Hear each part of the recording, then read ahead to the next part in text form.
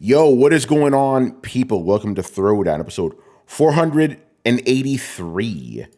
I'm your host, Tony Polanco, and tonight I'm joined by Emilio Lopez, Sup, people? How's it going? Carlos Romero, Yo, yo, yo. Brett Murdoch, What up? Richard Bailey Jr., What's up, everybody? and of course, Brian Manjoma. What up? What up? All right, guys, you already know, back with another one. We don't know where Chris is, so hopefully he shows up. By the way, Carlos, man, like, what's going on in Texas with rain, man? Are you getting any of that stuff? Because one of my colleagues from Texas, like, showed us a crazy flood, but he might be, like, thousands of miles from you or something. Obviously not thousands, but you know what I mean, you know? Yeah, it's not nothing, not a single drop over here. Wow. There's parts of Texas that are flooding like crazy. Literally 0 inches of rain has dropped on this city. Yeah. I think my homie's from San Antonio, so maybe that's why. But like it looked like some like Louisiana, like where you're like, yo, bro, you good? Like the cars were all flooded. Like, what's happening over there? You know? I mean, if that's San Antonio, that's near Chris. Oh shit. Maybe that's why Chris isn't on. That it could be. You know, he could be Chris rolling on out there. Keep swimming, Chris.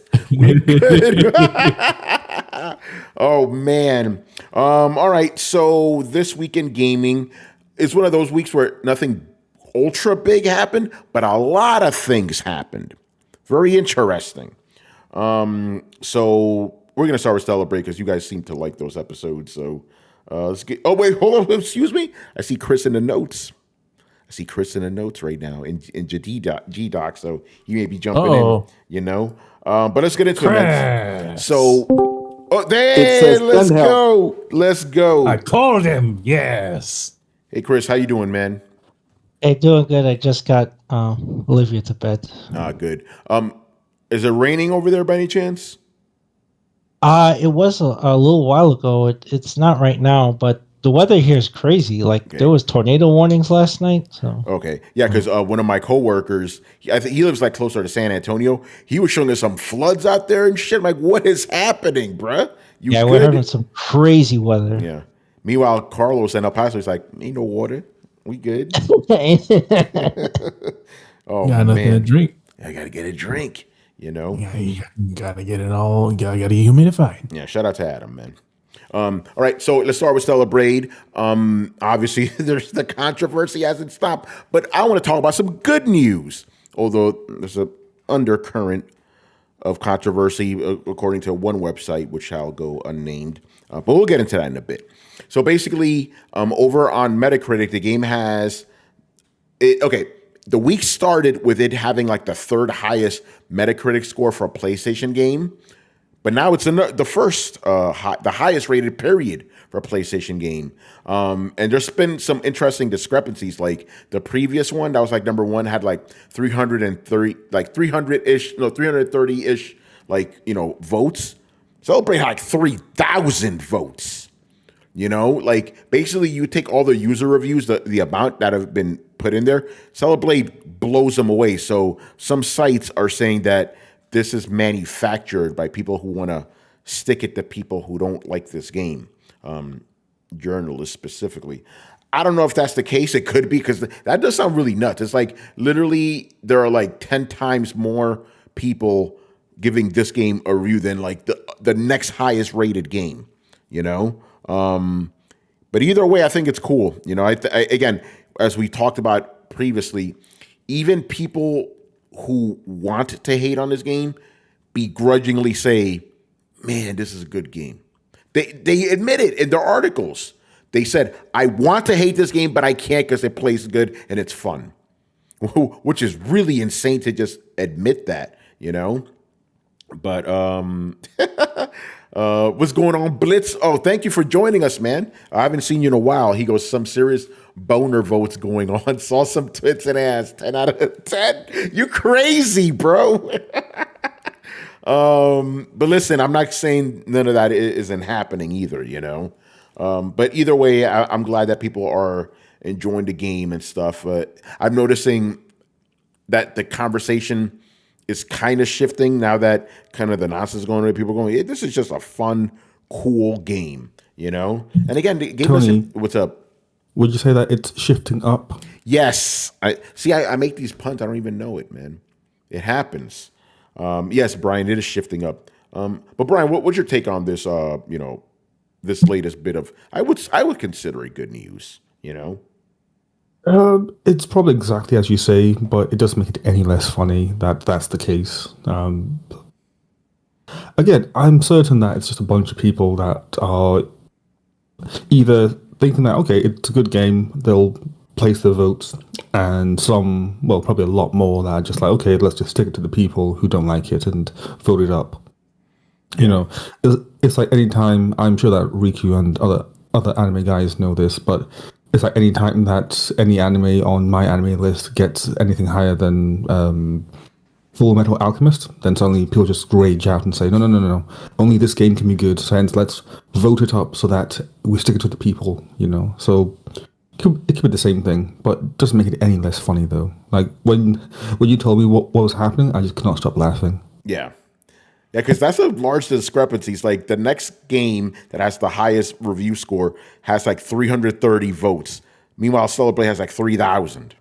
Like, whoa. Very interesting. By the way, so Brian, I guess I would be like the reverse review bombing, right? Because review bombing is technically, you bomb it to hell, but this one's like review boasting. We're using that now. Review boasting. The review boasting. The review train. The review train, Bliss says, personally, I want to see more shorter, action-focused games. Way too many huge open world 100-hour games at the moment. Yeah, and a lot of people aren't talking about that, but I talked about that in my review. I'm like, it's refreshing to play a full game, all the content, 30 hours. That's beautiful. Not no crazy open worlds and all that. That's not to say the game's linear, which obviously isn't. Later on, but yeah, it is nice. And this is going back to the whole conversation of like, what do we do about ballooning AAA budgets? Like, what are you willing to sacrifice? Sacrifice fucking game length. How about that? You don't need to lose the graphics, but you just keep the game short. We could have that. We could have our big AAA cinematic games that respect our time. We could have both. And Celebrate is proof of that. And it's fun. I'm eager to see what other possible content may be coming out for it, because they built a really cool world which they can expand on. And, they're probably going to throw more costumes because people like the costumes, despite some of the controversy that's happening with that, I know some people are hoping that Shift Up is going to change its stance and reverse things. It's not up to them. It's up to Sony. And we know Sony's history when it comes to censorship, which again is kind of double standard because look at what you allowed in The Last of Us 2, for example, but little booby, that's anime booby, that's bad. Very interesting. Logic Wins, what's going on, brother? He goes, we need more games like Stellar Blade, smaller open worlds that are more feature packed than ideal. Yeah, just make shit more dense, man. You could do that, just pack more cool stuff in a smaller space. But yeah, anyway, good stuff. Keep doing your thing. There was a I'm going to call it unsubstantiated report because it's a fucking insider. You know how we feel about insiders on Throwdown, saying that the game had sold a million copies in 24 hours. If that happened, Sony would have been talking about it. And they haven't said anything yet, so we'll see. Which is interesting. I'm like, how many copies is this game actually selling? Or how hard are these guys sticking it to the haters? But if it sold 1 billion copies in 24 hours, Sony would have said something. Absolutely, But we'll see, man. What's up? I will say this. I know. I feel like this game gets a lot of praise from people like us. Yeah. Who, it sort of epitomizes like just what a decent game should be. Mm-hmm. But I feel like this type of game would not have been as popular if not for the controversy. I think you're right. I think the game would have been. This is what I think. This is just just what I the feeling I get from this game. I think it would have been one of those slow burn games, like word of mouth. We could make it more and more popular. Like, oh, this game's cool. This game's cool. But yes, the controversy helped a lot. Yeah. Yeah. Because if you think about it, one of the games that we always, compare it to is Nier Automata. Mm-hmm. That's like the pinnacle of what that type of game should be in a way. And it's not even, and Nier Automata isn't that popular of a game. No, even though that was a little controversial, not as much as this, but there was controversy around that game too. But the controversy didn't help that game. I think it was more like, people like whatever. But with this game, it blew up. But yeah, you're right, because this is, I said this in my review too. This is a more polished version of Nier Automata. It really is. But I agree with that assessment. But I still think this game would have done well. Maybe not as well, but it would have done well. Because, again, at the end of the game, it is a very competent, well-done game with really fun mechanics, Could have been the new Vanquish. That would not be a good thing. I love Vanquish, but that game kind of didn't go anywhere. But that could have been Sega, too, fucking up. This is Sega we're talking about, And if this is Torrance, it's like, this could have been the next Dark Void. Yeah. What's that other game that he liked? That Akuma-looking dude, Capcom game. Oh, Asura's Wrath. Yeah, Torrance would have said that. It's like Asura's Wrath. Question, Tony. Yeah, Do you have the story on Dark Void on the show notes? Wait, what's going on with Dark Void? Excuse me? Well, it won't be going on much longer on Steam. I'll add. It'll be going on the Void. Yeah. Brian, I'll let you talk about that. We'll bring that up a little bit later. I didn't know, but Torrance is not going to be happy about that. It's his favorite game. His favorite game. All right, I'll add it to the show notes. So, and Brian, I'll let you take the lead because I'm just now hearing about this. All right, does anybody else have any more thoughts on the Stellar Blade? All right, we'll take that as a no. So move on. Yep. Oh, what's up? Oh, Rich, what's up, man? Oh yeah, just a quick comment. Glad to hear about the positive reviews. I do agree that some of that is a response to the controversy. But regardless, I'm glad that the game is getting more attention because it deserves to get more attention. So we shall see what happens. But I'm waiting for Sony to release them sales numbers if they ever do that. Yeah, and if they don't, you could take it two ways. The traditional way, which is, hey, this game didn't sell well, or Sony doesn't want you to know how successful it was, which I don't think is going to happen. Oh, shit. Dark Void is getting delisted, bruh. Oh, shit. Digital games, baby. Oh, There you go. Go download your Dark Void. Digital games. All right, man, let's move on, man. This was just controversial just because it's Xbox.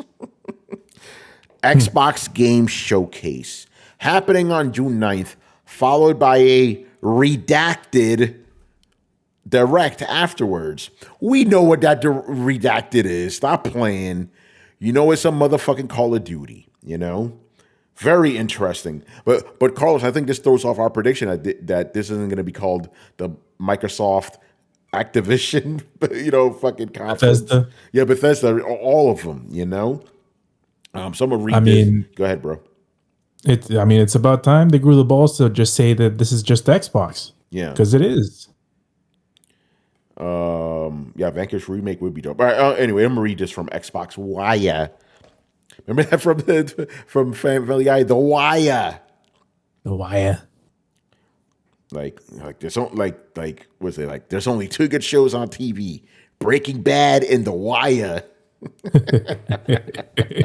All right, mark your calendars. The Xbox Game Showcase will be live streamed on June 9th, 2024, starting at 10 a.m. PT. That is 1 p.m. for us. Man, PT? You mean the Kojima game? Yo, they're gonna be dropping that new Kojima game. So when is June 9th? Is that a weekday? What is that? Somebody look that up. Anyway, Yeah. yeah. What day? Sunday. So Sunday. Sunday. I'm wondering if we should do a live stream. There'll be 2 shows that day for Throwdown. All right, let me check my schedule. And Rich, I'll be back. You'll be back. Perfect. And Rich, you'll be actually out there at that time, won't you? I may or may not be out there at that time. But what I can say is, if I am out there, I will be happy to let you know what the reaction is to the trailers or the announcements as they happen, because, yeah, that'll be quite an interesting experience. Yeah, our man on the field, you know? Yeah, boots on the ground. Richard Bailey Jr. reporting live from Los Angeles Summer Game Fest 2024. Rich, what's the reaction out there? Oh, yes, it's very interesting out here.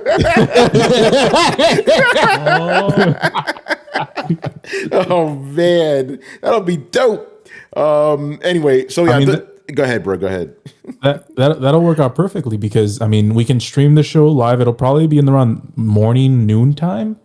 So we'll stream that, and then Throwdown Your Question is going to be right after. So this question show. Motherfucker's going to have questions. Oh, that's going to be a good day. That's going to be a good day. Like Ice Cube said, you know, today was a good day. Today was a good day. Yeah. Did you know somebody actually like figured out what day that was? Oh, really? Yeah. Like based because like he makes a reference to like a basketball game happening that day, you know, the Pistons beat the Supersonics. So, you know, somebody calculates like, oh, it happened on this day. This was the good day for Ice Cube. Shout out to the internet, man. Sometimes they're not evil, you know. Sometimes.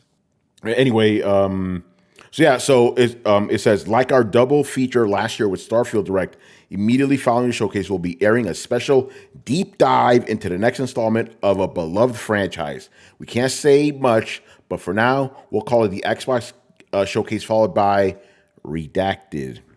Like, come on, bro. You know what that is. This will also be our first showcase featuring games from our portfolio of studios across Activision, Blizzard, Bethesda, and Xbox Game Studios, in addition to titles from our third-party partners. You'll be able to enjoy both of our June 9th live streams live through a variety of outlets like Throwdown. I've added that, obviously. You know, good shit, man. Mob Hits, he's excited. What are you excited about? I'm being curious, too. You know? But yeah, Rich, what's your take on this, man? As someone who will be out there on the field reporting live. Well, I'm definitely looking forward to going to the show. I believe that we will finally get a Gear 6 announcement. So, you know, that Adam will be very happy to see that. But let me just say this. The way that this news came out and the fact that they refused to say what the other presentation is, and then I go and I see Tom Warren has already said, oh, yes, this is Call of Duty, because you could tell by the logo it's Call of Duty. I think that was kind of silly of Microsoft not to just say what it is. Yeah. And that instantly made me think to myself, well, I don't know what's going on with the FTC. I guess they don't want to talk about Call of Duty because that was a very sensitive topic in that court situation. So I assume this is why they don't want to say it. But I just thought it was silly that everyone else figured out what it was and Microsoft's still saying it's redacted. So. Yeah. We have an announcement to make. We've hired Jim Ryan as an executive. He'll take us into the future of gaming. He also doesn't need to fly around. Yeah. Because he doesn't want to. By the way, Blitz, he writes Gears all in caps. I just want you to know that I heard it in Adam's voice. Gears. Gotta be the Gears. I mean, man, it's been waiting. You know, the roadie. They gotta have something. Bliss says, I just thought the redacted bit is just because it's Black Ops. Yeah, Call of Duty, you know? Mm-hmm. Telling you, man, Call of Duty. So it should be interesting. I'm actually really hyped now, man. We have to live stream that shit. It's been a minute since we've done that on Throwdown. Yeah, we haven't done that in a long time. Mostly because they haven't had any shows, you know? We're back. So yeah, good stuff. We'll see. I'm eager to see. Here's what I'm eager to see. what the fuck is coming out this year? That's what I want to know. Like, what is Xbox dropping this year? This is, if you're gonna drop anything this year, this is the year to do it, because Sony ain't dropping shit. Like, let's just be real. Sony already said we are not going to release any new first-party new IPs this year, right? So the ball is yours, Microsoft. Do something, you know? Yeah. So it should be interesting. I mean, they got Hellblade and Call of Duty is I think that 1-2 punch, but I don't know if anything else. I mean, Gears. Our boy Jeff Grubb said Gear 6. Don't be surprised that we hear about that in the summer. Well, two other some things. shit. Grubby, that's what we call him. Grubby. Call him Grubby. What up, Grubby? Yeah, what up, Grub? Go ahead, Rich. Two other things, Carlos. Avowed is coming out. They confirmed that is coming out this fall. So that's one game. And then, of course, let's not forget, Carlos, the game that we will be talking about later, the game that you said you were going to wait until it was a 60 frames per second patch, Starfield. I'm pretty sure that expansion will be coming out later this year, whenever they decide to release it. What was it, Rich? What was the thing that they said? It's like, they announced all these Starfield features and stuff that they're going to announce, but there's land vehicles. Come later or something like that. Yeah, man. It's like, come on. That's the thing that might have brought me back. It's an announcement of an announcement. So let me just say, I'll be glad. I can't wait till you get to this topic, Tony, because I definitely would like to hear what Brett has to say about this game and whether or not he will be checking out any of this other stuff that is coming to the game later. I'll make sure that's the next topic we talk about. You know, but yeah, is anybody here like genuinely hyped for the Xbox showcase? Brett, I want your thoughts, man, because you're like a resident Xbox guy. I know. I'm calling it. Oh God, has it come to this? Yes. I mean, I've really been paying attention to what's supposed to be coming. I'm interested in what's coming. Am I thinking that like they've got some fantastic hidden up their sleeve? Like, oh no, probably not.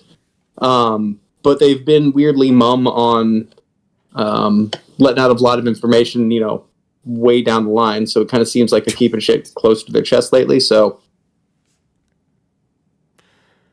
yeah. What? So, but no, I'm laughing over something logical and stuff, but I'll say it later. So Brett, what do you want to see? Like, like what do you want to see from this thing? Like that's gonna maybe give you more hope for Xbox in the next like year and a half. I mean, the same thing that we've kind of said before. Like, just see what some of these like unaccounted for, because like we still have wasn't it like nine projects unaccounted for or something like that? Probably more, yeah. I mean, and it's entirely possible that Xbox came in and just chopped a bunch of projects, but it feels like a lot.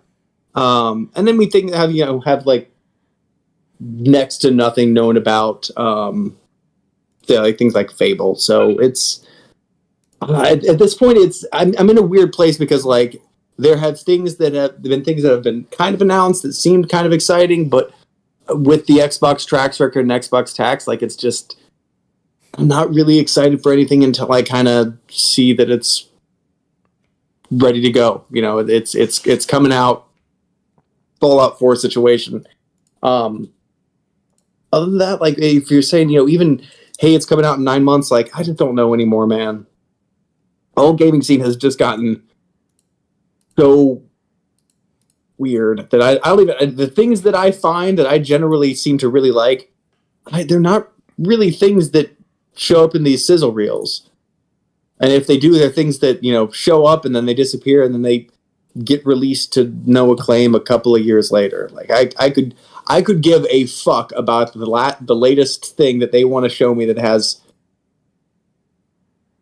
whatever first person exclusive or first party exclusive vibes to it. Like it's just whatever new Ubisoft fucking bullshit does everything Horizon Forbidden West clone you want to show me next. I don't care. I don't care. When something comes out that a lot of people are saying, hey, this game is a lot of fun to play, then I'll care. I'll watch it, of course, but in terms of like, what am I excited for? Nothing. Is there anything I would be excited for? No, because I have just kind of given up on big budget AAA gaming because it just kind of seems to produce nothing but garbage. All right, tell us how you really feel.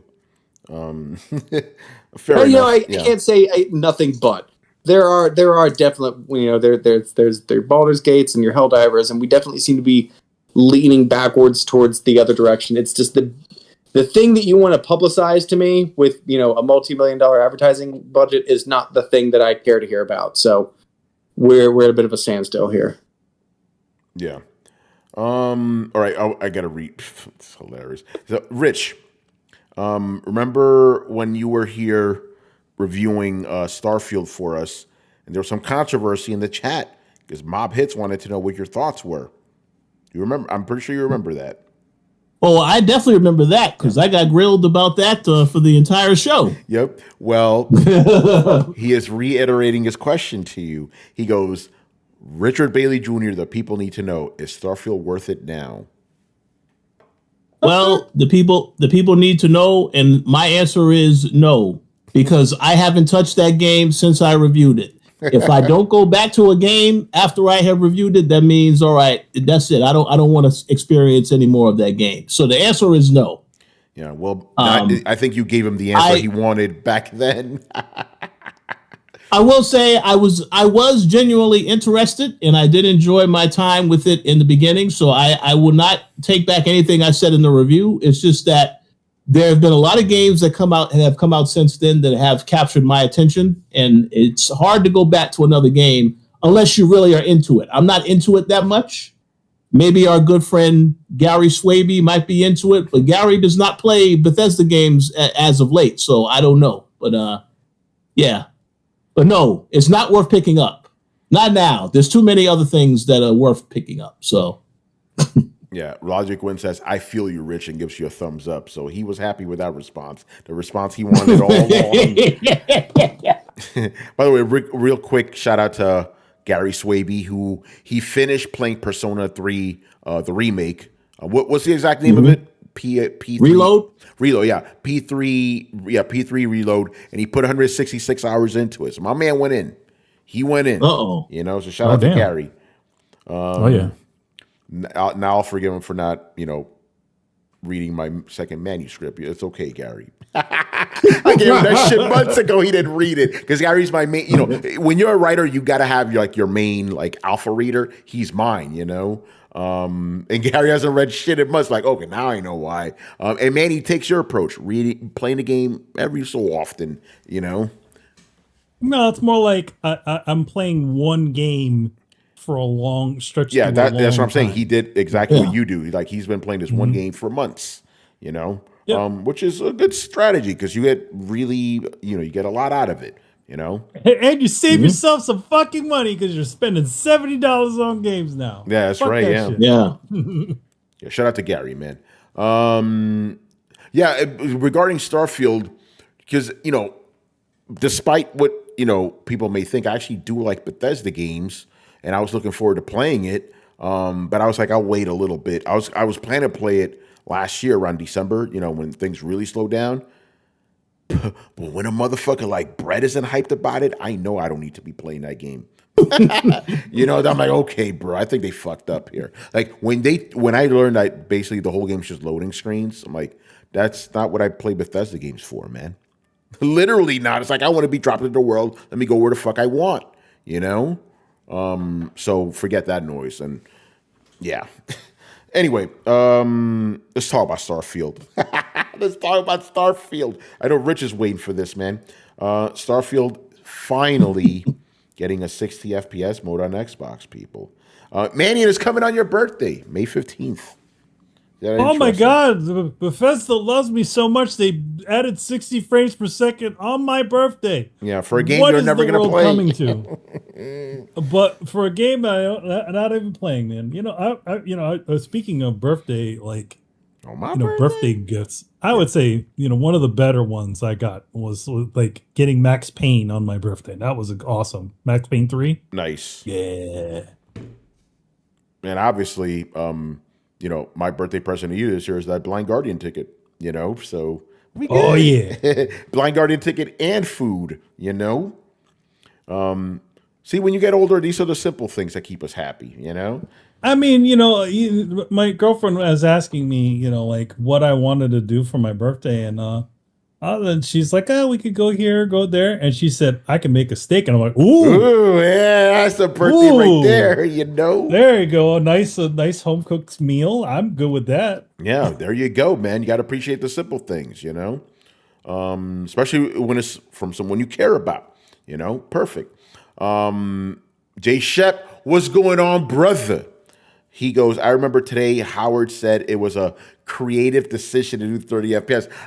Remember when he said that?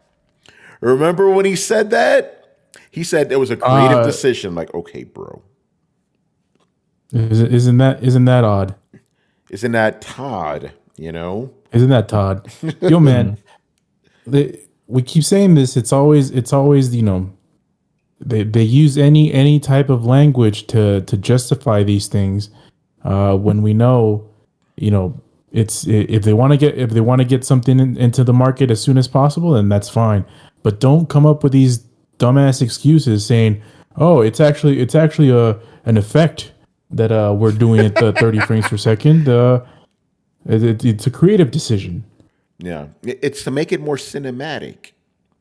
Yeah, man, it's to make it more cinematic, you'd run it at 24 frames a second. Yeah, exactly. Per second.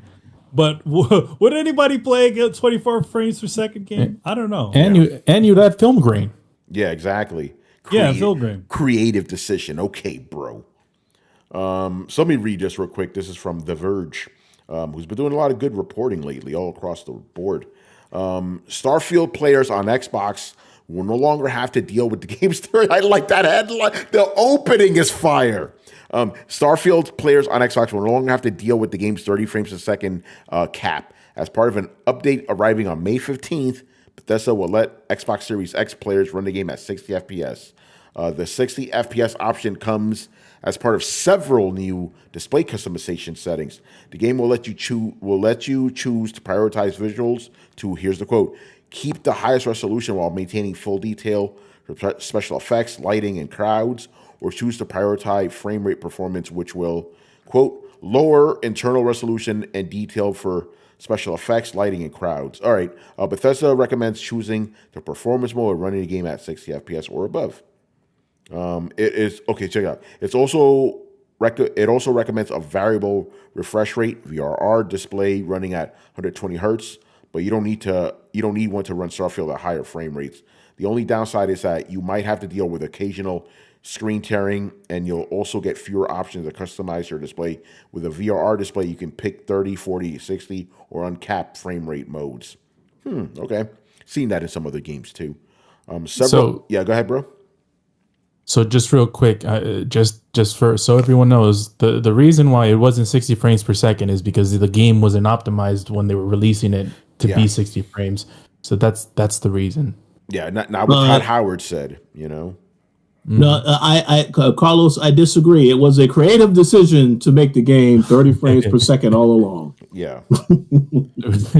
Yeah, I mean, people buy it. I mean, we've heard that so many other times, man. Oh, no, the Kinect is a vital part of the Xbox One experience. We can't just take it out.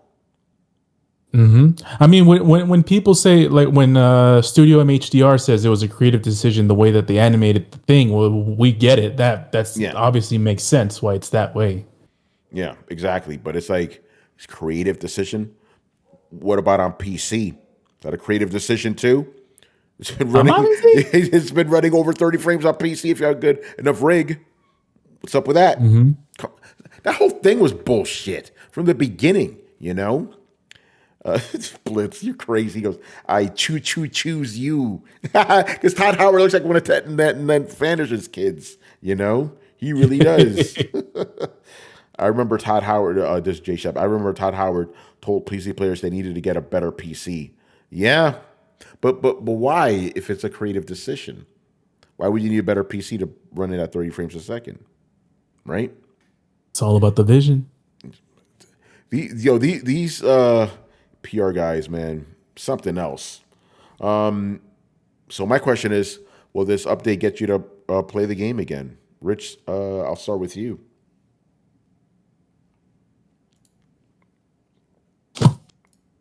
Absolutely not.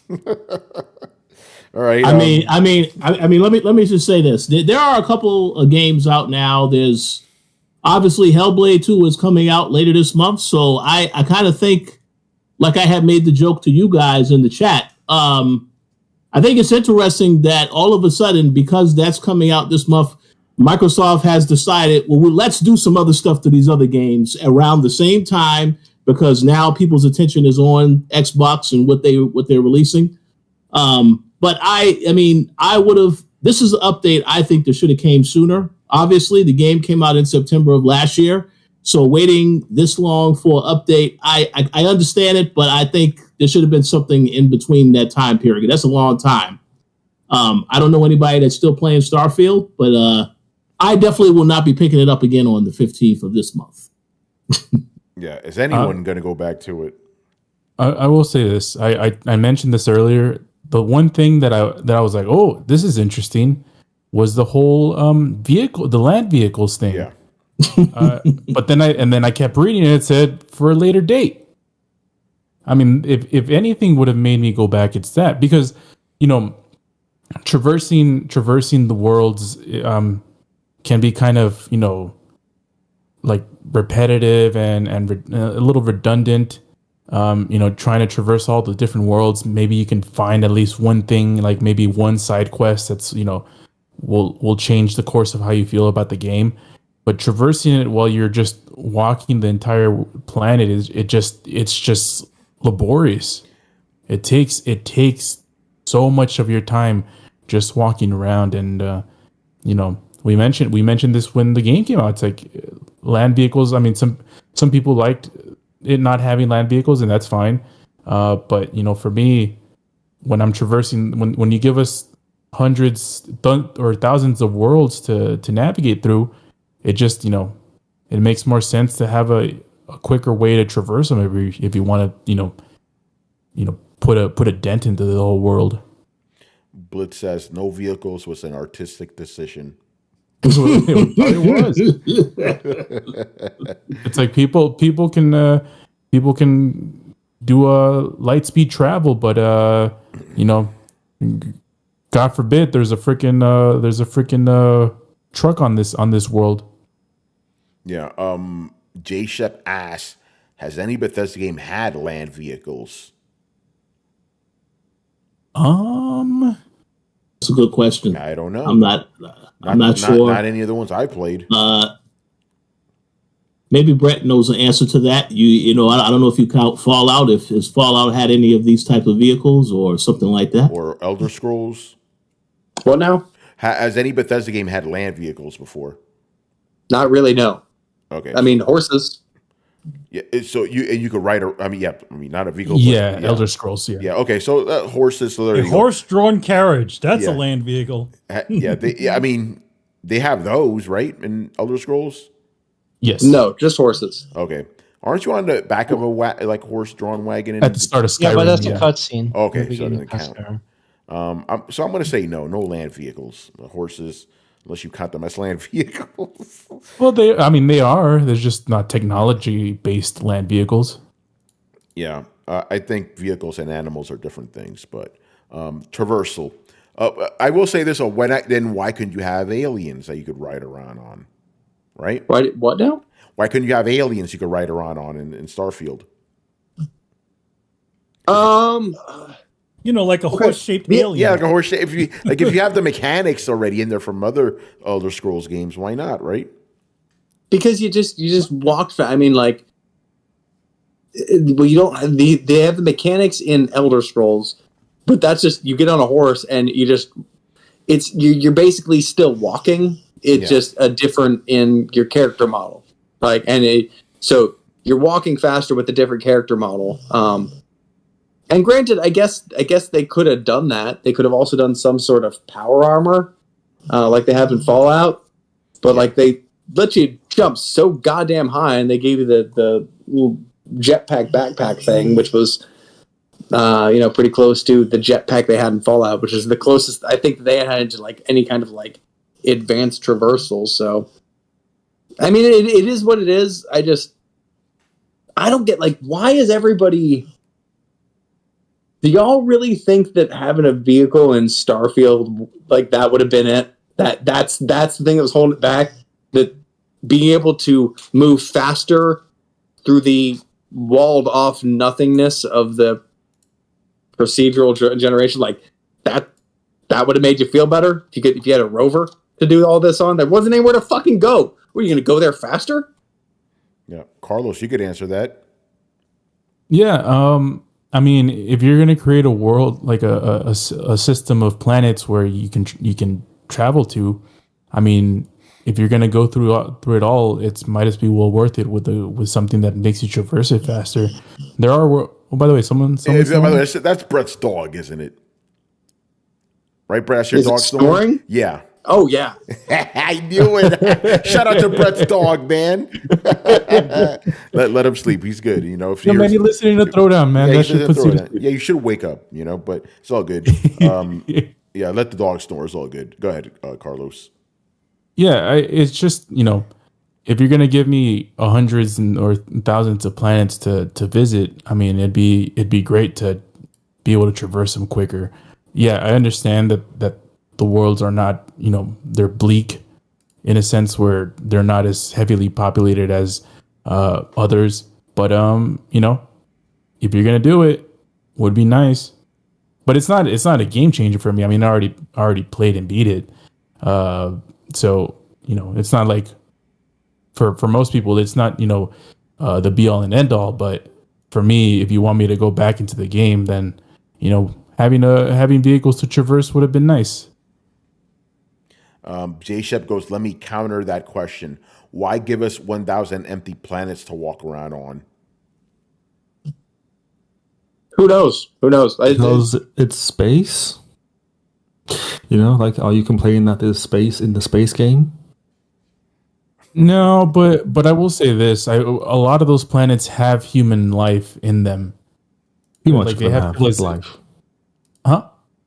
Too much of them have life. Almost every single planet has life, which is weird. Yeah, exactly. Most of them have life in it, and a lot of them have alien technology, like relics and all this stuff. So, yeah.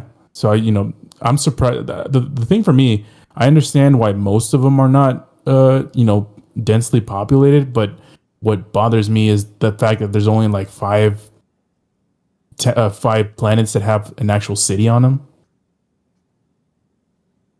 I don't know if I'm exaggerating by saying 5, but it's still puts the point across. It's not that many. Yeah. Bro, and like the most populated cities have a population smaller than my graduating class. Yeah.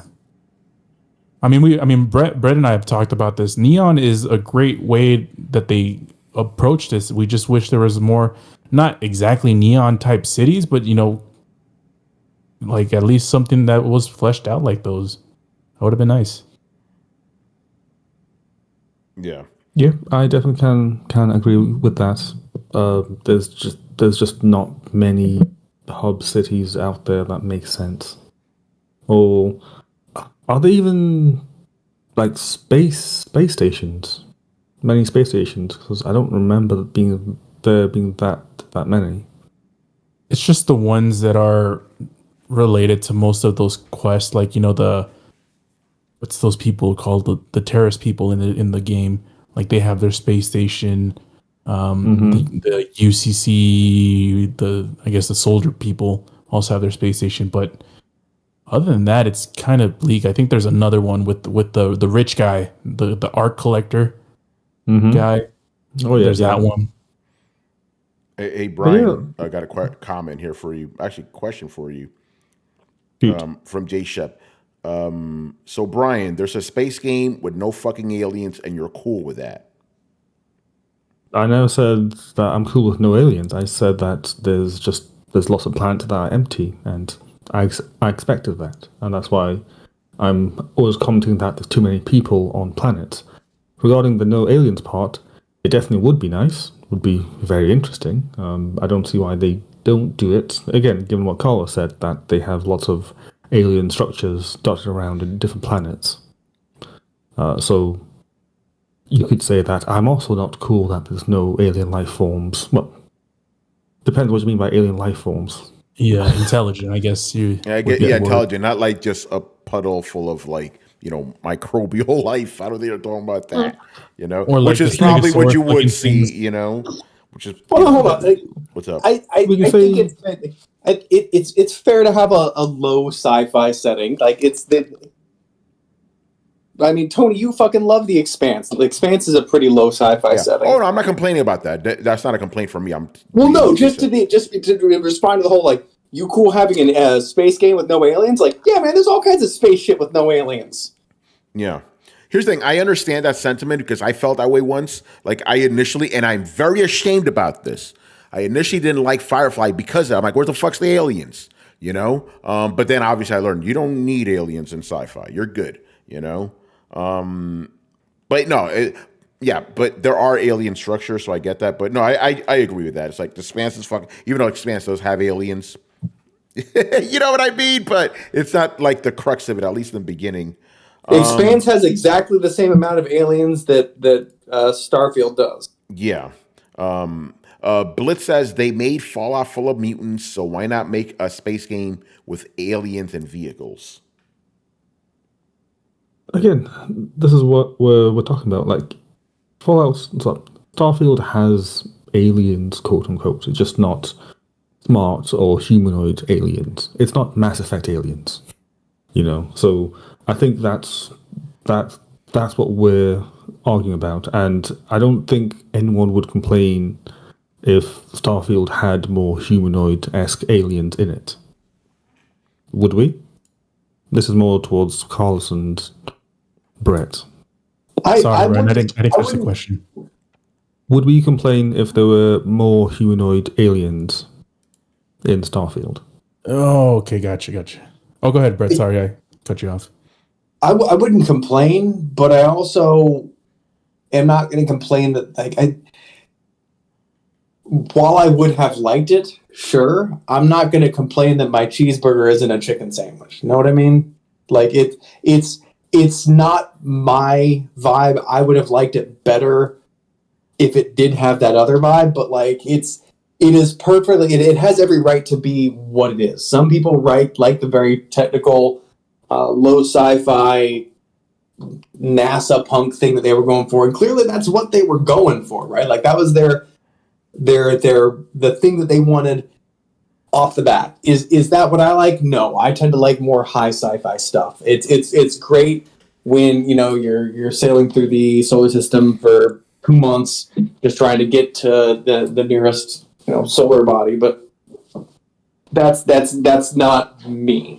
But sometimes their approach to doing different things works. Sometimes it does. But Morrowind was extremely weird for a fantasy game of a sort. Like that thing was like almost a weird alien sci-fi kind of vibe. But it was something different, and that works. So I can respect that they set out to do a different thing with the sci-fi genre. I can respect that for the most part they got what they were originally wanting to do out of it, but that's also not the thing that I want. So it can be both.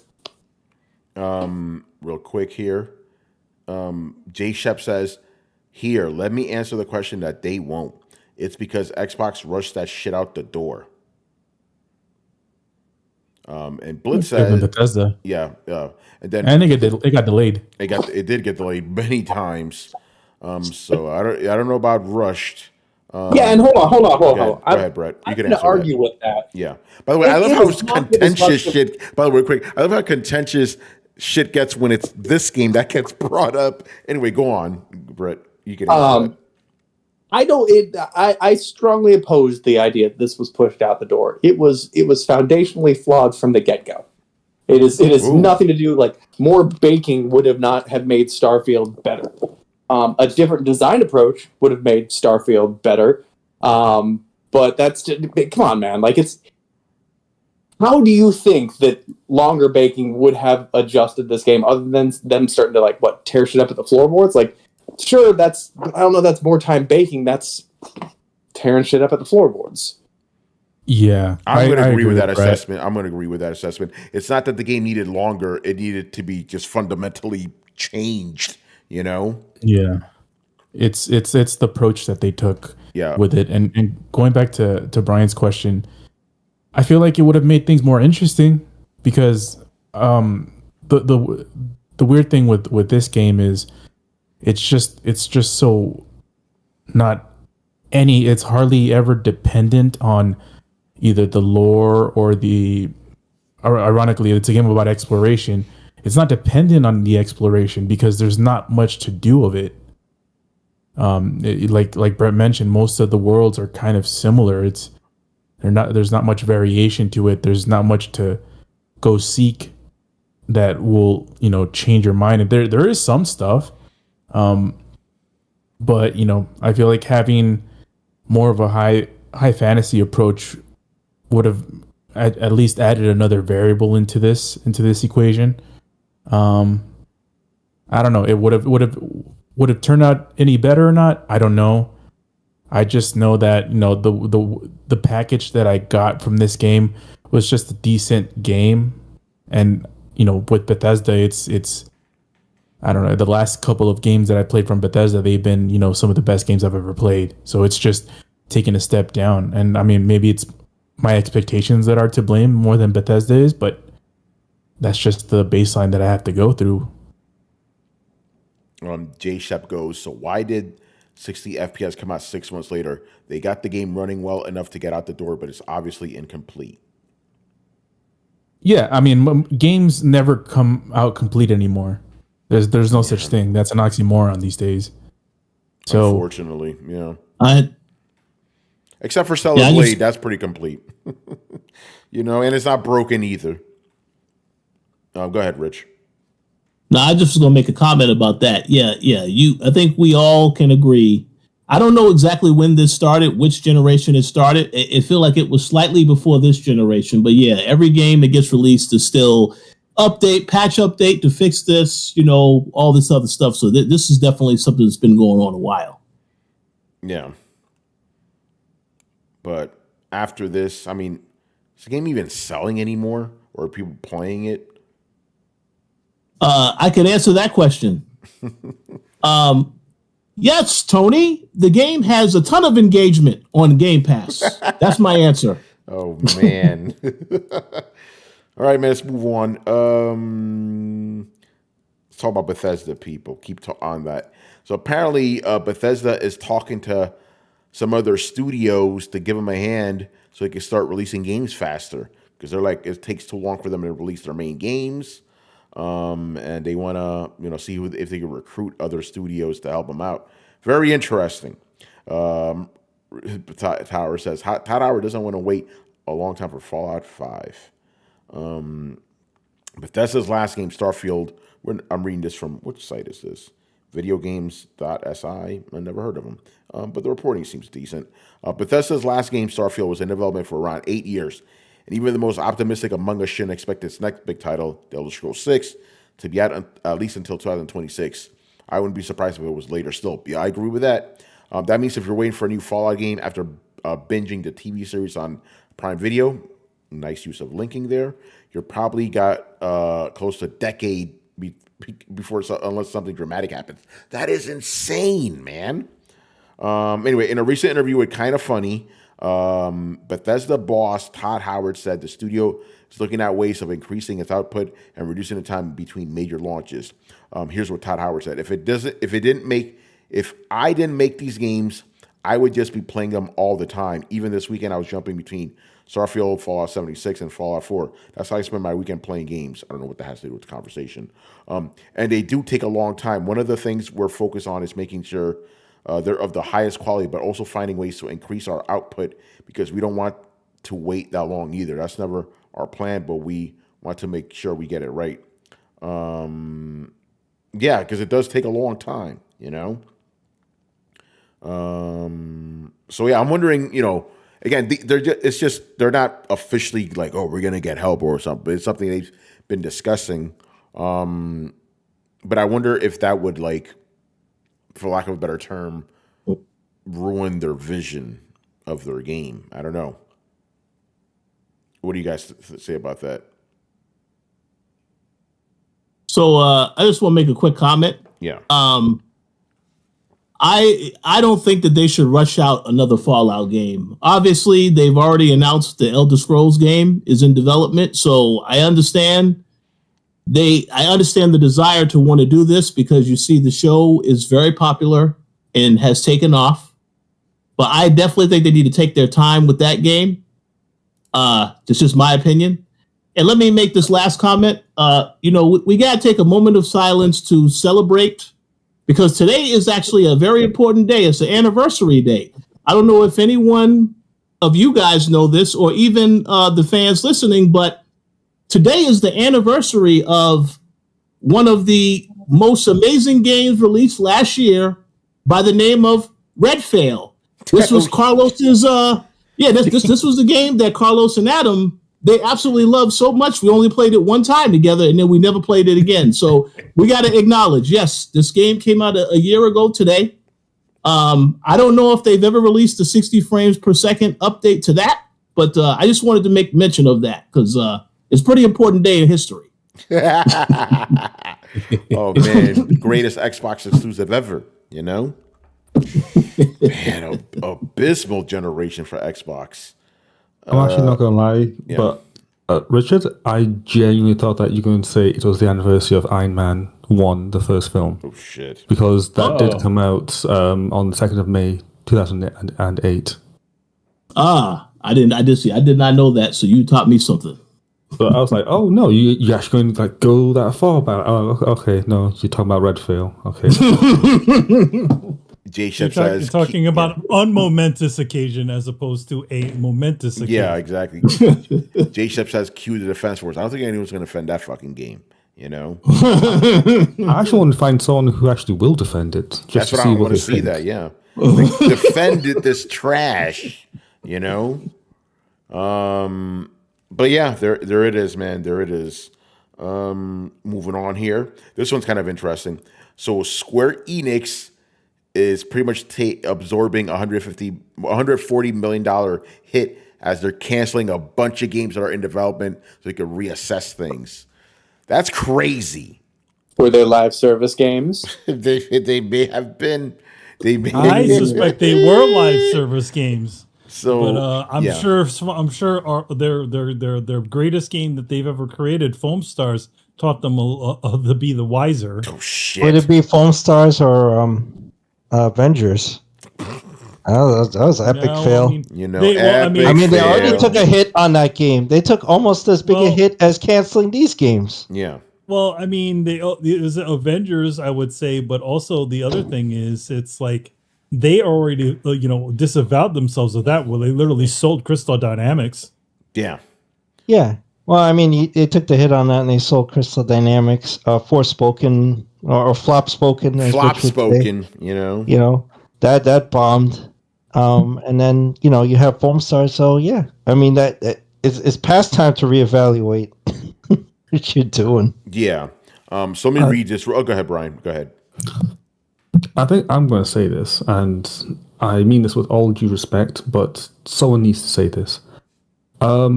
Square Enix is worse than Konami, and the only reason that they're alive is Final Fantasy. Okay. Wow. Okay, you need to back that up now. Chris just did. If you take out Final Fantasy out of the equation, what has kept them afloat? Because everything else has just been really bad, and different degrees of really bad, and that's the problem. So I think that if they didn't have Final Fantasy, then Square Enix could have been done for by now. I can't disagree with that. That's true. I can't disagree with that. The only things they have, Final Fantasy and the other RPG franchise, Dragon Quest, they don't really release a lot of those. But shit, you're right. It's like, look at all these fails this company has had. Like you said, Avengers, fucking Flop Stars, for shit. The debacle that was the Crystal Dynamics thing. Like, wow. Well, the whole push for NFTs. Yeah, remember that bullshit? Oh, that's right. January 1st, these motherfuckers come out. Oh, NFTs are important to the company. Where those NFTs now? And I'm not saying this because I don't like them. Like, I really do like them, but just get to the point now where it's like, what are you doing? It's like, do you not see that you're consistently doing the wrong things every single turn? And it's just like, how do you not get it right? Yeah, logic wins, man. He goes, I loved Guardians of the Galaxy, and look what happened in that game. The stink of Avengers made people not want to play that game, which was an objectively great game, but nobody wanted to fuck with it. Man, remember back in the day? Remember when Squaresoft was like this shit? Every game they dropped was a fucking classic instantly. In the 90s, they ruled that shit, But after the merger, things kind of went sideways, man. It's crazy. That is sad. But Brian, I can't disagree with your point there, man. They're worse than Konami, and that's saying something because Konami is terrible, Wow. So right now, they're just going to absorb $140 million losses because they're canceling a bunch of games and reassessing things. Ironically, so they can focus on more AAA games. Okay. Oh, well, man. my guess is they're saying so they can focus on more AAA games. I'm AAA Final Fantasy games. I think it's established franchise games. So their Dragon Quests, their Final Fantasies, their Kingdom Hearts. Right, but if they're starting from scratch now, like if these things weren't in development, but now they're like, okay, we're going to start development on these things, that's not going to bear fruit for another 3-4 years. Yeah. So what do they do in the meantime? Square-Enix, you fucking up. No. Yeah. They went down the line and everybody, they fell into the same trap that every single studio has fallen into. Almost every single studio.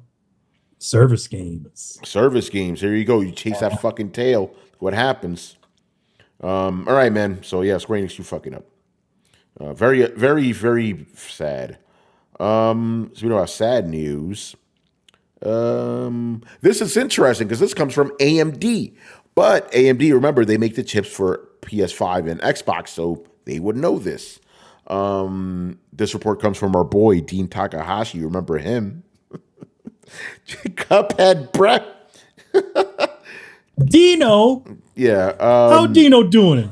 Yeah, Dean Takahashi, right? PS5 and Xbox console sales look weak for the year. In fact, gaming demand is down a lot, says AMD CFO Gene Hu in the analyst call after earnings today. Gaming was down 48% in Q1 compared to a year ago. That's crazy. That is insane. So this is what AMD says. If you look at gaming, demand has been quite weak. That's well known. Also, they have inventory issues. We guided down more than 30% in the first and second quarters, and the second half will be lower than the first half. This is how we are looking for the gaming business this year. I mean, again, if you don't have games to play, what do you need to buy a system for? Right? Nah, AMD's like, just buy the consoles. You don't need no games. Just buy them consoles. So we can make some more money. Yeah. Buy our CPUs and GPUs instead. We need, But doesn't AMD supply Xbox with chips? No, I'm saying they make chips for both consoles. Remember, both consoles are effectively the same. Internally, there's some differences, obviously, but they're effectively the same. They even run on the same architecture, So they make it. Yeah, they do. They make chips for PS5 and Xbox. That's everybody knows that. So that's why I'm like, oh, let's listen to what AMD's talking about. But again, this doesn't surprise me. Again, what games are you going to play? There's nothing out there for both systems. PS5 has more. Obviously, Obviously, you're buying a PlayStation to play the best-selling PlayStation title, Astro's Playroom. Yeah, exactly. It's just hilarious, I can't type tonight. Remember when remember when stupid ass Nintendo was touting their Wii what was it, the Wii Sports as their best selling title? System seller, yeah. They were like their best selling title, Wii Sports Resort. It was like, it comes with the goddamn console. Yeah, they're not selling it. Yeah, by that metric, Astro's Playroom is probably PlayStation's best-selling game, right? Theoretically, yes. PS5 is best-selling, yeah. For however how many PlayStations there is a person that has Astro Playroom. Yeah. Yep, exactly. That's crazy, man. So yeah, not surprised there. And the rest of this year is looking kind of grim, All right, moving on here. Now, this one I had to throw in because I was like, wait, didn't this already happen? But I guess it didn't. So Sony Interactive Entertainment has acquired Nixxes. I'm like, I thought they did already, or am I bugging? This is like an Insomniac situation. I'm like, didn't they do that already? And Nixxes obviously. I feel like we heard something like that. That's what I'm saying, but this is a new report, or yeah, I don't know. Kind of weird. I saw that in a timeline. Anyway, but we know what's up. This one, man. So this is something from Mob Hits. He wanted you to talk about this. Limited Run Games apologizes for CDR disc after fan outcry. Says it's working on press disc solution. We would like to apologize unreservedly to all who have purchased the game. So let me read this real quick and move on. I want to read this because it's from our homegirl, Taylor, over at IGN. Got to give a lot of love to Taylor. We're always texting stuff, cracking each other up, Limited Run Games, the company known for selling limited special edition quantities of physical video games, has issued an apology after fans complained that they were having issues playing the physical release of the game D on the original 3DO game console. Oh, shit. Okay. Several on Twitter and Reddit pointed out the problems, including a user, whatever, who noted that the company is putting out the 3DO games on CD, recordable CDR, instead of press disc. They won't even work on real hardware. Fuck. That's bad, man. For those unaware of the differences between CDR and press disc, the former are blank discs that you can record data on using a CD burner. At the same time, the latter has data permanently encoded and is used for commercial releases of physical media, including movies and video games. Pricing and scarcity of these products aside, Limited Run Games' decision to use CDR over press disc is an issue regarding compatibility, as older devices with optical drives might have issues reading CDRs. Yo, that is some shady shit, man. Yeah, they're using CDRs for some of the disc-based games. So yeah, again, the users are just complaining about this. So Manny, what's your take on this? Yeah. To be honest, like the one thing I can see why they sort of used it is because the 3DO actually doesn't have any sort of encryption system on there. Yeah. But at the same time, they should be pressing their own discs. Yeah. To do this sort of stuff. There's like two ways to get CDRs to work. And one of them involves actually having a CDR burner that is of the era to burn in the same speed as the original as what it was originally at the time. So like if you're doing like ROM games, like let's say you want to have a game run on a Sega CD or something like that, you have to, in order to use a CDR burner, you have to have a burner slow enough to be able to do that. Obviously, whoever did these burns didn't even account for any of that. So that's why there's a compatibility issue. This wouldn't be the first time that Limited Run Games has had some controversy.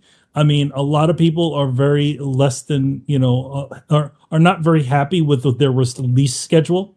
A lot of their games, and you, Tony, have experienced this, where you ordered a game like what was it, Streets of Rage? I've ordered 3 games from them, and in every single instance when the game came, I was shocked, or because I was like, I don't remember ordering it, because literally months had passed. Yes, every single instance. Usually it's a long time between release. They don't have any day and date releases for any of their titles. It is very rare that those things happen. So it's like, why would you even do that? Like, number one, you want to catch, if you're going to do this, have this sort of thing, you're going to want to catch these things on the day and date scheduling. Other limited game, physical game companies have been able to achieve this. Strictly limited games, they do it. In fact, I bought quite a bit of games from them, and they came in day and date, and they are in the UK. So I literally got it from the UK on the same day, or close to the same day that it released. There's also a list of other things that has happened with limited run games, as far as less than desirable practices. So it doesn't, to be honest, this doesn't surprise me that they've sort of cut the corner on here and didn't really do all their research. But again, they shouldn't be selling burned games. Even if they do have a burner, an industrial burner that burns at the proper speed that a 3DO can read, or any of the older consoles. This thing should have been tested, and obviously it was never tested. They put out a game and it didn't work. Huge fuck up, especially if you're putting out older games, which they have done before. They've put out cartridges that run on Super Nintendo and a bunch of other different things too. So it's unfortunate, but it's not really surprising. Yeah, it's, I don't know, skeevy stuff, man. All right, moving on here. By the way, quick apology about the Nixxes thing. I saw that in the chat, but that's actually from 2021. So that's why I was like, well, didn't we talk about that? So that's my fault for not double checking that, because I just grabbed whatever's in the chat. I'm like, that's interesting. When I saw it, I'm like, huh? What do you mean? Like, did they put a ring on it? Because obviously Nixxes has made many games, or help for PlayStation, help them port games, I should say. All right, let's move on. Brian, you could take the lead on this one. So Dark Void is getting delisted on Steam. What the fuck is going on? Yes, from May the 8th, you'll no longer be able to pay for Dark Void, as well as Dark Void Zero and Flock from Steam, as they'll no longer be available for purchase, which is very strange. But for some odd reason, it's also having a sale on, so now is a good chance to buy them so that you can download them.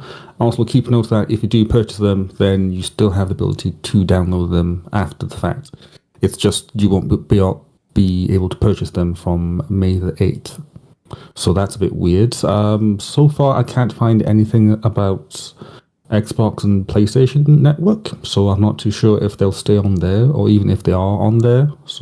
So not too sure. But obviously, if you have the physical edition, you'll be in a great place. I got the Platinum, so I'm not too fussed. But it's also, again, just they haven't said any reason why, so we don't know whether it's licensing or Capcom just said we're done, or some copyright music or something. There's just no reason. It just will be gone. I mean, it did flop really pretty damn hard. So why would Capcom continue to keep a game that flopped so badly on their listed? To be honest, it was already on borrowed time anyways.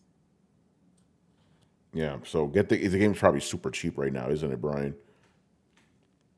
Yeah, it's on sale at the moment, on Steam at least. So you can get it for 50% off, which is, I guess, US, that'll be around $4, $5, give or take.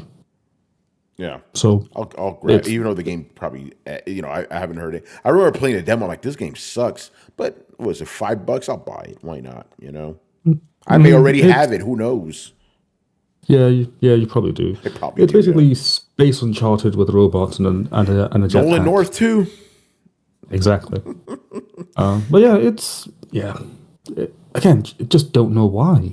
So it's just very strange. But okay, yeah, these things unfortunately happen. It's a shame. Yeah. J Shep asked, have you guys already talked about the Take-Two layoffs? We haven't talked about it. I was originally not even going to bother because I'm like, oh, more layoffs. Here we go.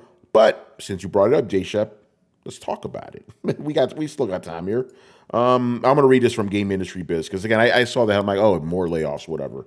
How many we talk about this shit every fucking month, basically. You know, this year's brutal, man. Okay, more details have emerged about the ongoing layoffs. Because remember, this is still going with Take-Two. More details have emerged about the ongoing layoffs at Take-Two Interactive, with reports suggesting the publisher has shut down 2 indie-sized studios. I think that's what it is. When I saw the studios they closed, I'm like, who gives a shit, you know? Bloomberg reported it has seen internal documentation that reveals UK developer Roll7, known for the Ali Ali series, and Roller Drome is planned for closure, with the publisher working on severance agreements for affected staff. The documents also detail plans to close Intercept Games, the Seattle-based studio behind Kerbal Space Program 2. Damn it! Uh-oh. Okay, Brett. God damn it. It hit Brett. I was not giving a fuck until right now, until just now. Son of a bitch. Yeah. All right, Brett, so what's your quick take on that? Kerbal Space Program is fucking awesome. I remember you've been talking about that for years too. You know? Yeah, man. Kerbal's it's genuinely pretty great, and it's a bit of a shame because it really teaches you more about rocket science than any other single thing I can think of. Like, I just VTech and trajectory and just fuck, man. Like, I did not realize how incredibly hard rocket science was, and I figured it was pretty fucking hard. But like, Kerbal Space Program is one of those games that's like you're being educated without really realizing how much you're being educated. So it's a bit of a shame that that one's not going to be supported too much longer. Ori, I don't know, man. I don't know. Like, this is just the problem with having shareholders, because it's just going to be even if they make great games, they're then going to get fired so that the stock prices look better, and then they just rehire new people and demand that they do an equal or better job than the team that they just let go of. Like, I don't see a world where this is going to start making more sense anytime soon. Yeah, I think the only other thing that you could actually see is I'm drawing the word. Chris would probably be able to tell me. It's starts with a D. It's when a company shares their profits with you instead of the normal shareholder structure of dividends. Dividend. There we go. That's it. If we started seeing companies that were working with dividends and had successful games, or games that were successful, maybe not even wildly successful, or maybe sometimes even a little less successful than the previous one, but still doing pretty good, then we'd be paying out dividends, and we would be rewarding solid behavior, solid performance, and even more so, solid regular performance. So you wouldn't have to be, breaking the bank every time. But like, when you get to a point now where like, okay, so Elden Ring was amazing. So what? Elden Ring 2 has to be that much better. Like, it's unsustainable. At a certain point, just doing a damn fine job should be good enough. And if we lived in a world where we're doing that, sure, I think we could have a healthy gaming industry on our hands. But as it currently stands, like, there's no winning. It just gets bigger and faster until it collapses, and then it starts all over again. And I don't think it's a coincidence that you're starting to see people laid off more and more and more and more regularly. It seems like every time it's time to turn in the investor reports, if you haven't succeeded in getting infinitely bigger and better, then they're just going to fire a bunch of people so the numbers look better. Sometimes, even if you do your job, they'll fire a bunch of people so the numbers look better. It's a no-win scenario. So, congratulations. This is a dystopian future we all earned. So, here we are. Yeah. All right. There you go. So let's see here. Go ahead, Rich. Oh no, I have a comment to make after you continue. Yeah. So it says here, the Seattle studio that got closed down. It was 70 people that got affected by that. Both studios are part of private division Take-Two's label for publishing indie games. The label formed Intercept Games in 2020 after taking over development of Kerbal Space Program 2 and acquired Roll7 in 2021. Bloomberg reported other private division staff have been affected by layoffs, with a source telling Game Industry Biz that the vast majority of the label's teams in Seattle, New York, Las Vegas, and Munich have been let go. When asked for confirmation, Take-Two issues the same statement as yesterday. All right, we don't need to read a statement. Go ahead, Rich. What's your thoughts? Well, first and foremost, let me say I am definitely aware of both of those games, especially the Kerbal game. So it sucks to hear this news. What I want to say also, though, is that I want these companies to start taking accountability for how they're spending their money. Because the thing about Take-Two is that these are the same people that are in charge of Rockstar Games. They have the 2K games such as NBA 2K, WWE 2K, and of course, they just released the tennis game Top Spin about 2 weeks ago. And I'm pretty sure they're still making money off of GTA Online. So I would like to know how they are actually spending this money. Because to me, it's, obviously Grand Theft Auto 6 coming out next year. That is easily, I'm pretty sure everybody here will agree, that is one of the most anticipated, most hyped games coming out next year. Yeah. So I'm pretty sure they're going to make a ton of money next year. That's why I don't understand how they're using their money. But again, and then also, they also had acquired, I believe it was Gearbox Borderlands. For that, I think that was like $460 million or something like that. So my thing is, you can't treat this as I have a whole bunch of money, so I'm going to acquire all of these things. You have to have some type of discipline with this stuff. So I just don't understand, because when I saw this news about the layoffs, I'm like, that's one company I didn't think that would have layoffs, because they're bringing in money from various ways. So it's how they are spending the money. They need to take a look at that and hold themselves accountable for it. Because I don't think it's really obviously yes, it's that, but it's also, I think it's also the demands of the investors themselves. They always expect to see growth, or always continue to make money. So like if they're looking like, again, they're probably doing the same old phase, they'll let a bunch of people go, they'll look like they're profitable, and then they ramp up again. Where now they have the Gearbox studio.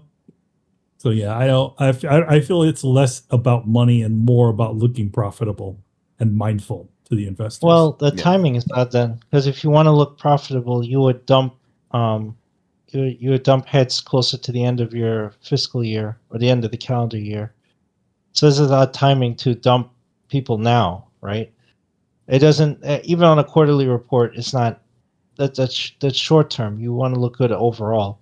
So actually, that used to be a problem at Activision. That's what Bobby Kotick would do, so he could get his bonus, right?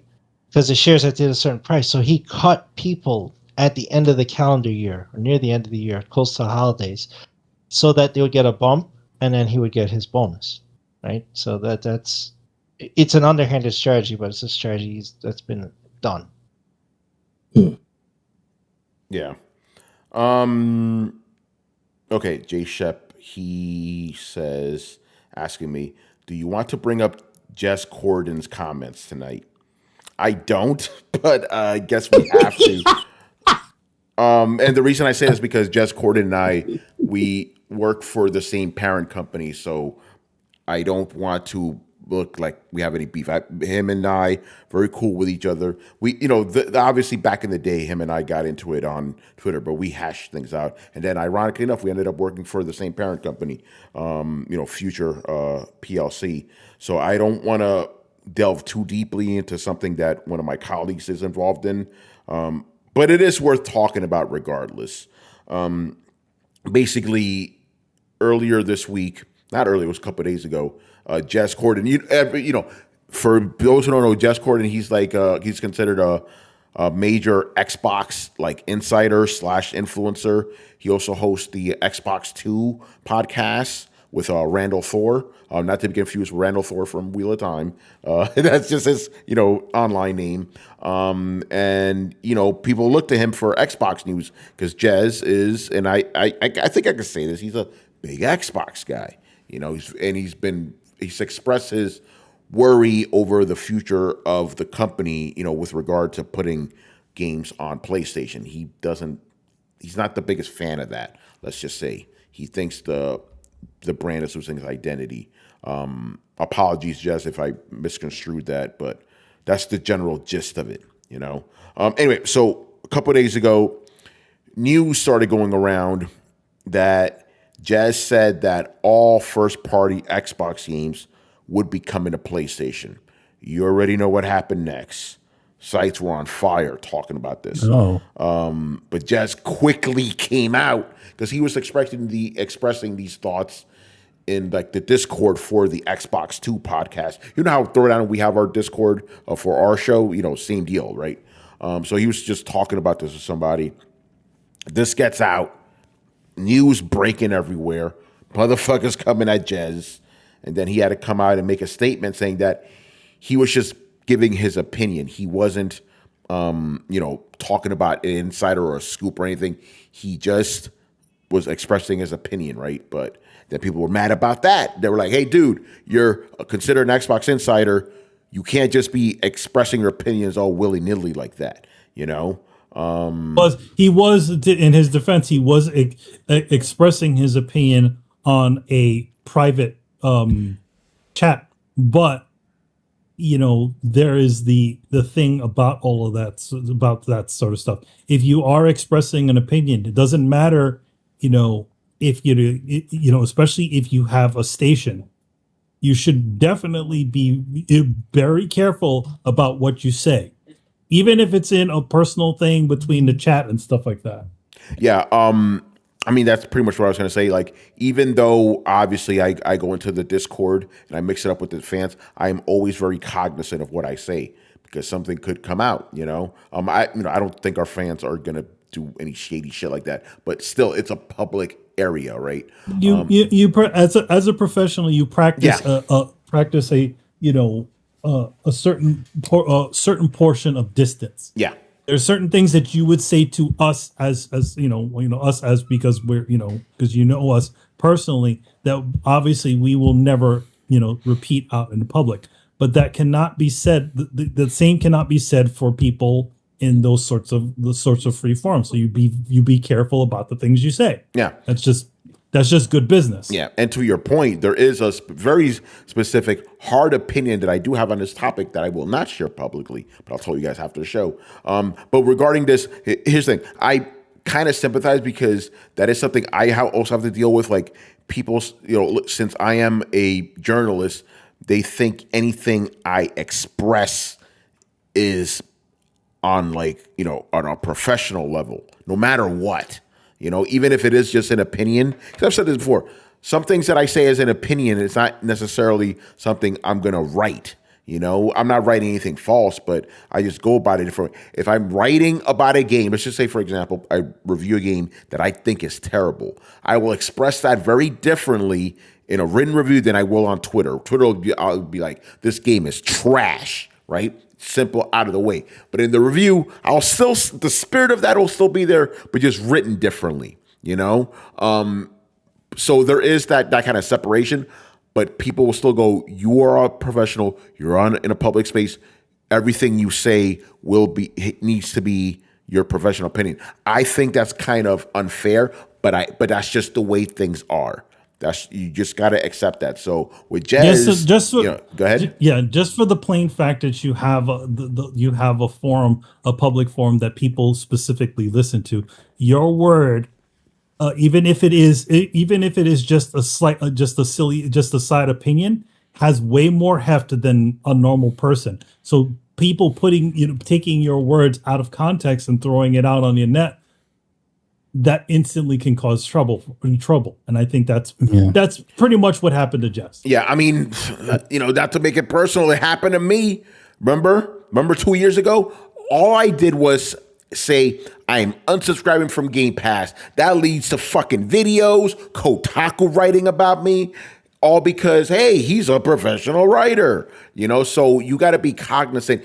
Any offhand thing you say can and will be used against you by the Twitter mob. This is how things are. So I'm sympathetic to that. So, but I do wish Jez would have thought about that a little bit more. I appreciate the passion, but you got to watch, especially in his position. He is, considered a big time Xbox insider. So his words have even more weight. I am so glad nobody considers me an insider because I've never put myself out there as an insider. Absolutely not. I'm just a motherfucker running his mouth. I am not getting any scoops. I don't have any insider knowledge and shit. So I'm not about that. The thing is, when you're an insider, people will look at every word you say with even more scrutiny. So you need to be careful. So with this, but regarding this specific thing he talked about, I'm not even going to give it any weight, to be honest, because it's just his opinion. Because people go, oh, it's going to happen. It's going to happen. I'm like, step back. It was just the dude expressing his thoughts. Don't give any weight to this, even if he is an insider. Just relax. But obviously this Twitter, everybody went fucking nuts, It's crazy stuff. The term insider is such a weird term. Yeah. Because a lot of the people that are considered insiders are not insiders at fucking all.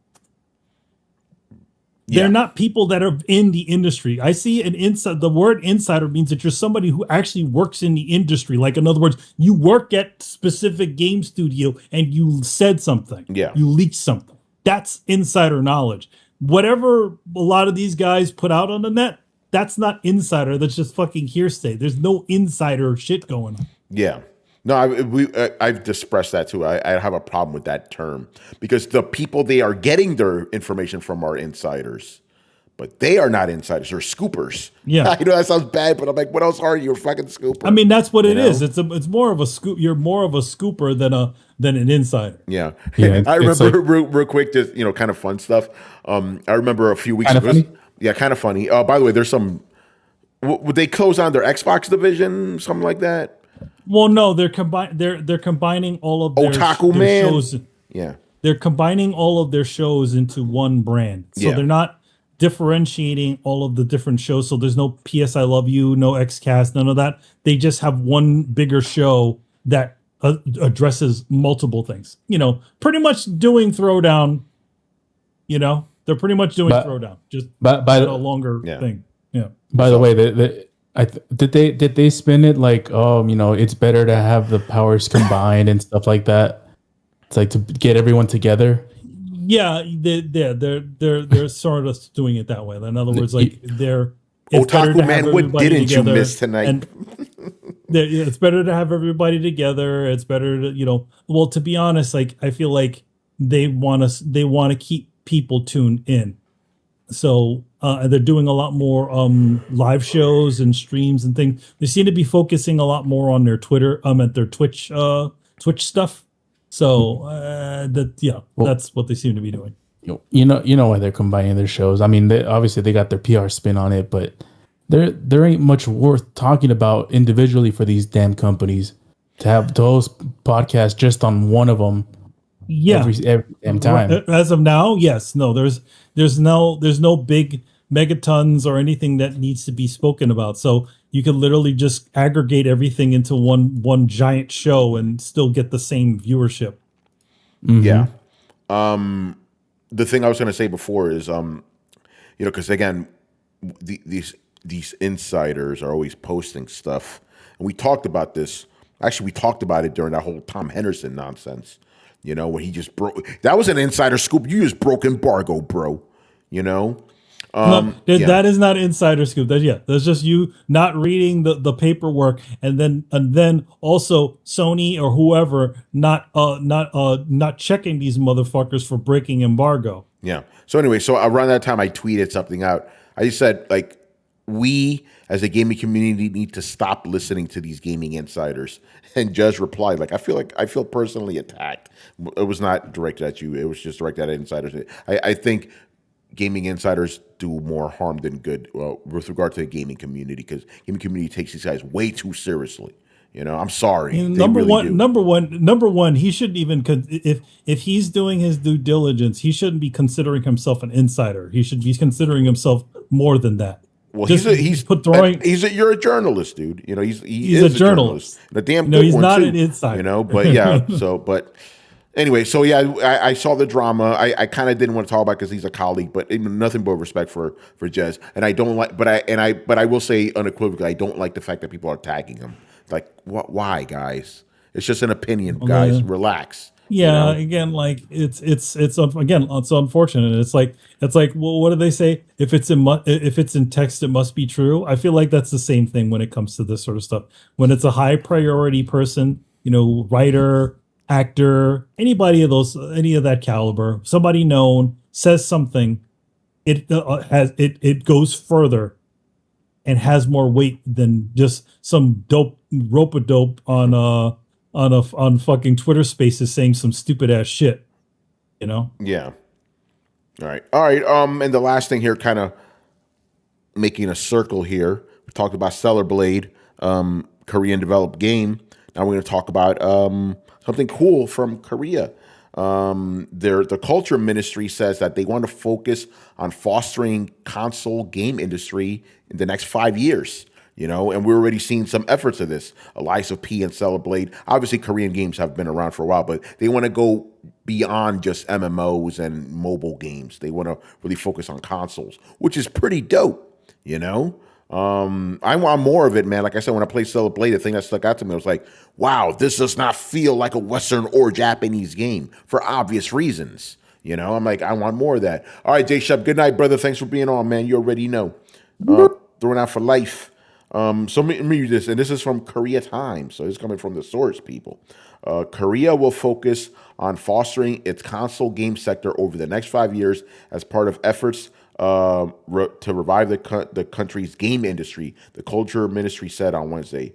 Under the 5-year plan to promote the game industry, the Ministry of Culture, Sports, and Tourism will work to expand the country's share in the global console market by 2028, aiming to reduce its heavy dependence on online and mobile game platforms. That's cool, you know? Korea has the 4th biggest game industry in the world in terms of sales, posting a combined revenue of 22.2 trillion won. That would be 16 billion American in 2022, driven by the growth of online and mobile games. However, the country's share of the global console market is only 1.5%, which constitutes 28% of the entire industry, with mobile games accounting for 44%, according to the ministry. Also, more than 40% of gamers in North America and Europe play console games, the ministry added. The government said it will help local companies cooperate with major global console game companies like Microsoft, Sony, and Nintendo to develop blockbuster titles. It also plans to provide support to independent game companies for the development of a wider range of video games. Pretty cool stuff. So in shortened terms, they're essentially doing the government is subsidizing these titles, just like they have, you know, K-pop and the movies and all that stuff. Yeah, the film industry. They've subsidized all that. So now they're like, hey, let's do that with console games now. And you've seen, you know, the Hallyu, as they call it, the Korean wave, has been very successful, you know, for the country. So cool. And like I said, man, like if we get more games that just feel different than what we usually get, I'm all about that, man. You know, so good stuff. All right, that's gonna end Squared Podcast. What's up, man? You coming in right as we're about to log off, Brett? You know, but thanks for joining us. All right, we're about to close things up here. For the fuck of it, what games have we been playing lately? Manny, I'll start with you. I haven't had much time to play anything, but I do have Stellar Blade, and I've been, obviously still in the process of Hi-Fi Rush. I'm working on something. You'll probably see it pretty soon. Nice. So yeah, that's pretty much it. Carlos, what have you been playing lately? Nothing. It's the NBA playoffs and the Champions League, and haven't had a chance to catch up with that. Only chess. All right. As for me, Stellar Blade, baby. Doing my second playthrough on New Game Plus. It feels so like empowering, just ripping through enemies because I carried all my powers over, dope stuff. Trying to get the platinum in it. I think it'll be feasible. There's 3 endings in the game according to the trophies. I got one, about to get a second one, so I guess I need to do a third playthrough. But the game's just fun, man. It's just a blast, Moving on here, Brett, what have you been playing lately? Wait for him to mute himself. Uh-oh. Mr. Murdoch. He may not be around. All right, we'll come back to Brett. There he is. He's coming. I'm sorry. I stepped out for a moment. What's up? What games are you playing lately, man? I am playing Dragon's Dogma 2. Ooh. Still. There is so much shit in this game that I love how this game is the antithesis of Ubisoft games. Like, just not having constant quest markers, it does feel a little bit daunting in that I don't know where stuff is, and I know I have just straight up missed stuff. Huge chunks of the game, in fact, I'm pretty sure. But, I'm also really enjoying it because it feels like I'm listening to, I don't know, something about, not having those there makes it feel more like a story. Yeah. Yeah, that's cool. I think it's just not knowing what's going to happen next. So I'm pretty sure Brian would back me up on that. He probably will expand on it more. But yes, it is awesome, and it is good old school RPG fun. On that note, I am also still playing Baldur's Gate 3 in Act 2, and then as soon as I finish, man, I cannot wait to start an evil playthrough. I'm going to make the coolest evil wizard ever. Nice. Hold on, real quick.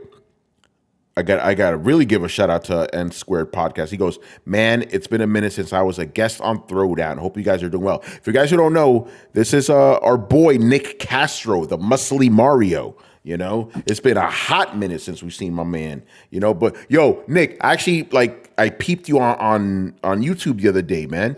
I'm glad you're doing your thing, man. I'm glad you're doing your thing. Man, maybe we should have you back on. We had a lot of fun. It was fucking years ago we had you on.